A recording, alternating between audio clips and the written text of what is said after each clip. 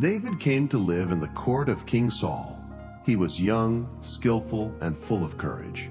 He had killed Goliath, saved Israel from shame, and became the most respected warrior of his generation. Saul received him with honor. David played the harp to soothe the king's torments and soon began to command troops in battle. In everything he did, he was successful. The people acclaimed him in the streets. His name was sung. His fame grew. But behind the people's admiration, something began to break within the king's heart. When he heard women sing, "Saul has slain thousands, David tens of thousands," envy set in. What had been partnership became competition. What had been a relief for Saul's soul became provocation. An evil spirit began to torment him more strongly. And although David continued to play, his presence no longer brought peace. One night, Saul held his spear while David was playing. Without warning, he threw it at the young man. David dodged. The king tried again. And once again, David escaped. Even so, he did not fight back. He continued to serve. But Saul did not back down. He tried a new strategy. He offered his daughter Michal in marriage. To do so, David had to defeat 100 Philistines. Saul expected the young man to fall in battle, but the plan failed. David returned victorious. He brought proof of what he had done. And so, Michal became his wife. The people celebrated even more, and Saul saw that God was with David. Fear took the place of reason. The king began to conspire against him.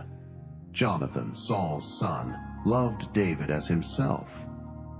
Upon learning of his father's intentions, he warned his friend. He went to the king and interceded. Saul swore that he would do no harm. For a time there was peace. But jealousy returned, stronger. Saul tried to kill him again in the palace. This time David fled. Michal helped him. She let David down through a window during the night. He placed an idol on his bed and covered it with cloaks to deceive the soldiers. David ran to Ramah, where he found the prophet Samuel. Together they sought refuge, but Saul did not give up.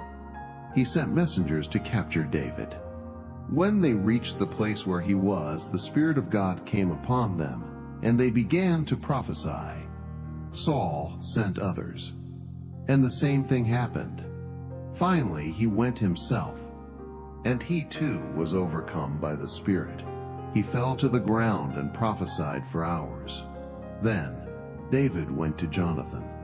With a heavy heart he asked, "What have I done? Why does your father want to take my life?" Jonathan refused to believe him, but together they devised a plan. Jonathan would probe the king's mood. Then he would use arrows as a signal in the field. If it was safe, he would shoot close. If there was danger, he would shoot far away. During a royal dinner, Saul noticed that David was missing. Jonathan tried to explain, but the king exploded in fury.